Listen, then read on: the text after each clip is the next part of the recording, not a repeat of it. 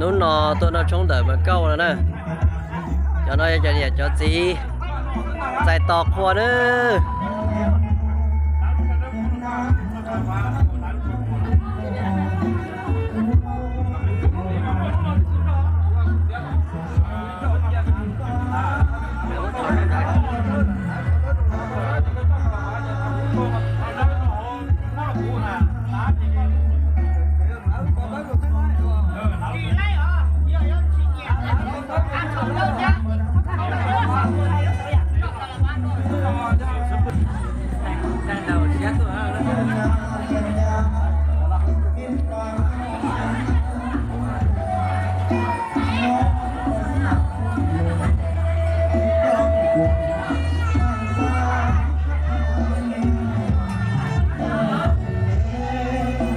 tua đấy giờ mấy cái tiếp phong nhớ cho xe hở rồi nè tôi còn bé cho chúng nó còn là gì sắp rồi đó cụ tôi mùa thế tụi nhiên cái bài văn năng thế đi và mang cá xe luôn một lời giá toàn tên nữa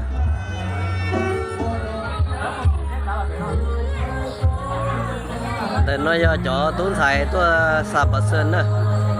thì là có tôi ở bên làng này nọ thế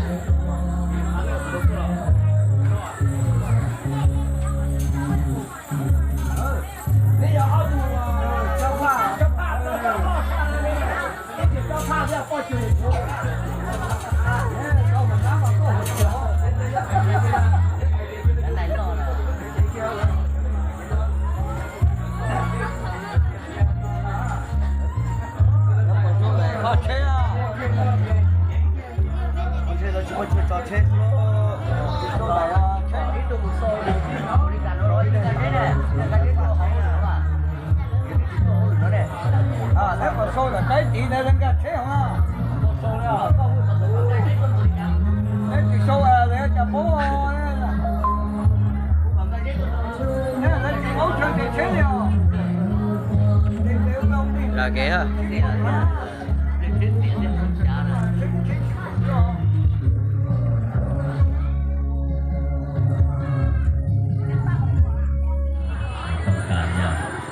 tôn xài thế từ phố này bây giờ từ mùa thế từ gì nữa đây tôi nói tôi nhà thành chúa để pin là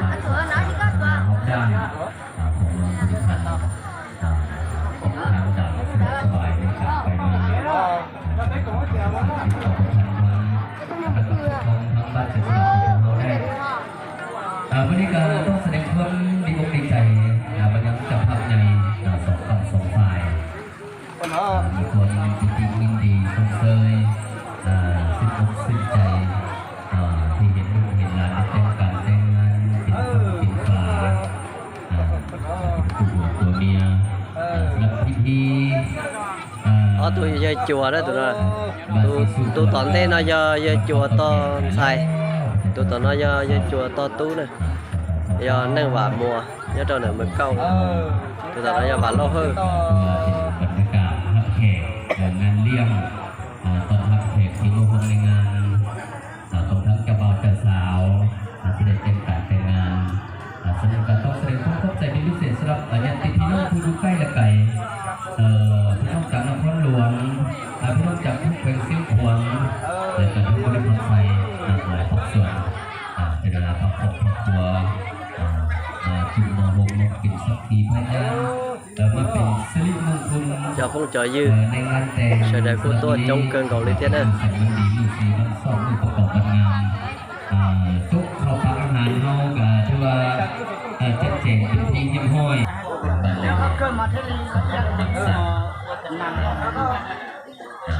ต่ที่เดินจากที่น้องเขาอยู่นั่นเองสุดซอยสุดหัวสุดมันสุดหัวสายได้มีการติดต่อได้ติดต่อให้ท่านผู้ครองสิสว่างมันความตะวันเราจะติดต่อทั้งลูกชายเพิ่นก็ได้ลูกชายหัวเกี่ยวโมงปัจจุบัน บันนี้คือว่าเอาลูกซ้ายติดมานาวงปัจจุบันนี้คือลูกซ้ายปุ๊บในอดีตก็เป็นผู้ที่ทำตะวันในอดีตปัจจุบันนี้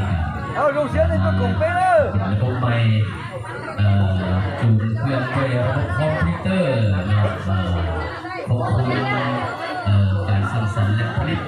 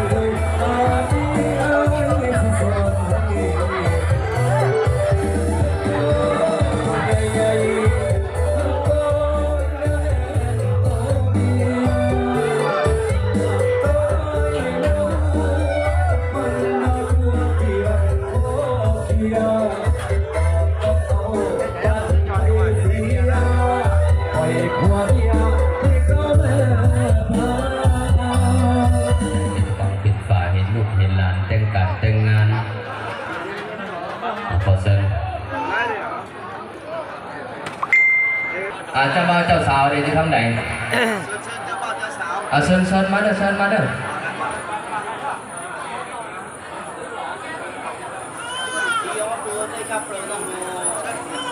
เจ้าทั้งแม่ครัวเพิ่นให้ประกาศให้พี่น้องเด้อประกาศพี่น้องมาร่วมในงานท่านใดต้องการจะกินตำมังคุงตำข้าวปุ้นอย่าลืมขึ้นไปเทิงห้างเทิงศาลาบ่เด้อตำเองก็ได้หรือว่าไปสั่งให้ทั้งแม่ครัวเฮาตำให้ก็ได้เนาะวันนี้ก็เดินขอเฮียนบรรดาท่านการนำภาครัฐที่เคารพในถึงอย่างสูงเฮียนอำนาจการปกครองบรรดาแขกที่มีเกียรติพ่อแม่ดวงตาทางสองการสองไฟที่เคารพในถึงอย่างสูงพวกข้าพเจ้าสุดที่ภูมิใจเนื่องในโอกาสอันสง่าราศีซึ่งเป็นวันวิวาห์มหามงคลในวันนี้ข้าพเจ้ารู้สึกภาคภูมิใจเป็นอย่างยิ่งที่ได้ต้อนรับบรรดาแขกที่มีเกียรติที่ได้สละเวลาอันมีค่าของทานมาเข้าร่วมเป็นสักขีพยานให้แก่คู่สังครอบครัวไม่ละว่างเขาเกิดมัวเล่นหวาและนางวันนี้ซึ่งแม่ลูกได้หลานชายลูกได้หลานสาวของพวกข้าพเจ้าฉะนั้นนับแต่มื้อนี้เป็นต้นไปพวกข้าเจ้าทั้งสองก็จะกลายเป็นคู่ผัวเมียที่ถูกต้องตามกฎหมายตามยึดครองประเพณีที่แท้จริงณโอกาสอันสง่าราศีนี้ข้าพเจ้าขออนุญาตนำเอาพรไซอันประเสริฐจากองค์อกองใจอันอบอุ่นของบรรดาท่านเพื่อมอบให้ครูสมรสใหม่ข ขอให้คู่สรุปไม่จงมีแต่ความสุขความสมหวังในชีวิตจนสั่วกาลนาจงมีแต่ความสุขคือสิ่งใดให้ได้สิ่งนั้นตามความมุ่งมั่นปรารถนาอีกทีนึงพวกข้าพเจ้าขอแสดงความมุ่งมั่นคุณอย่างล้นเหลือจากบรรดาท่านที่มีเกียรติได้สละเวลาอันมีค่าเข้ามาร่วมเป็นสักขีพยานในครั้งนี้พร้อมเดียวกันนี้พวกข้าพเจ้าขอถือโอกาสอวยพรใส่อันประเสริฐมายังบรรดาท่านที่มาร่วมในงานวิวาห์มหามงคลวันนี้จงมีแต่ความสุขโชคดีสุขสมหวังในชีวิตเจริญรุ่งเรืองในหน้าที่การงานทุกประการณโอกาสอันสง่านี้พวกข้าพเจ้าเจ้าโคตรลงตาสองข้างเสาไฟขอเฮียนซื้อบรรดาท่านเพื่อห่วมยกจอกดื่มและรับประทานอาหาร เพื่อเป็นสิริมงคลแก่คู่สร้างครอบครัวณโอกาสนี้ด้วยขอขอบใจ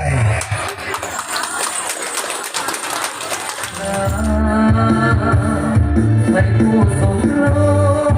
สมรักสมดังลาพ่อแม่เพื่อนฟูงทั่วหน้าต่างก็มาให้อวยพรใส่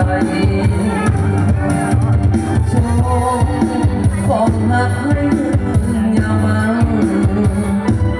อย่าไปพันหากันจนเข้าลงไปทรัพย์สินเงินทองพอทงนั้นน้องหลั่งไหลแม้เกิดมีลูกหญิงชายให้เลิกด้วยปฏิภาณบัดนี้ทั้งสองสมปองเป็นคู่กันแล้วได้เป็นผัวเมียแก้วเลิกแล้วขอจงสุขสันต์แม้ยามพังพาผิดไปอภัยให้กันดวงใจสองชงยินมันต้องคำควรผู้เดียวมีเดียว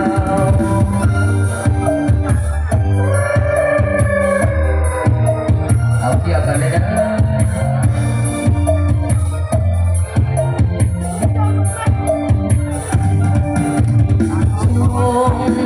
ของหักให้ยาวมาอย่าไปหันหากันจนเท่าลงไปสักสินเงินทองขอจงนั่งน้องหลั่งไหลแม้เกิดมีลูกหญิงชายให้เลิกด้วยปฏิภาณบัดนี้ทั้งสองสมปองเป็นคู่กันแล้วได้เป็นผัวเมียแก้วเลิกแล้วเขาจงสุขสันต์แม้ยังห่างลาติดไปอภัยให้กันดวงใจสาวชงถึงมันต่อคำควรผัวเดียวมีเดียว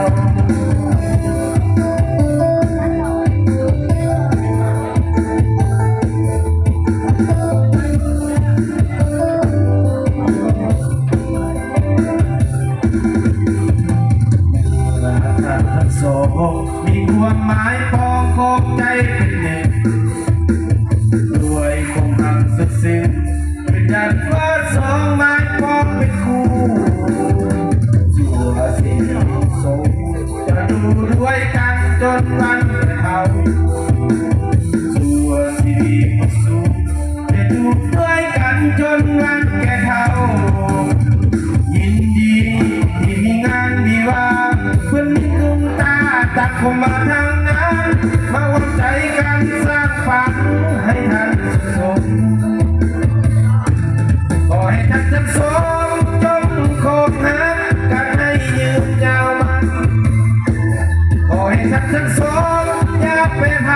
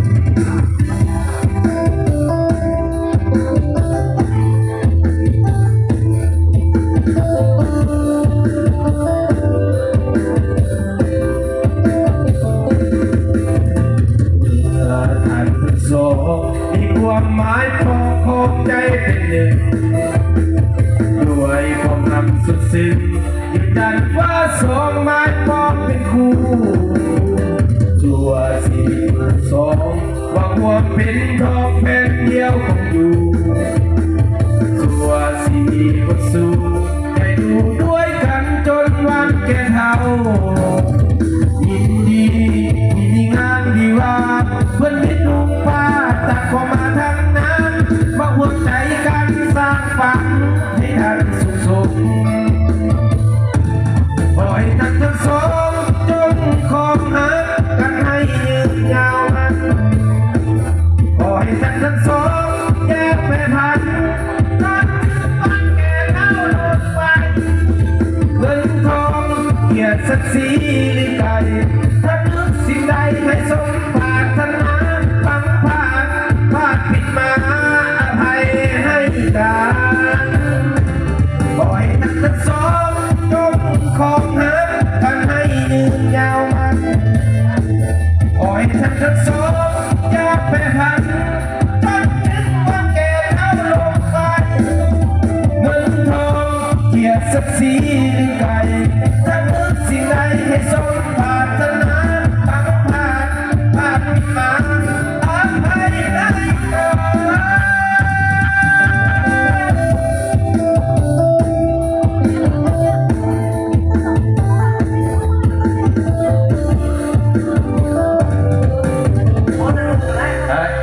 น ยังอีกได้นะครูบาสาวจะตายลงได้ครับ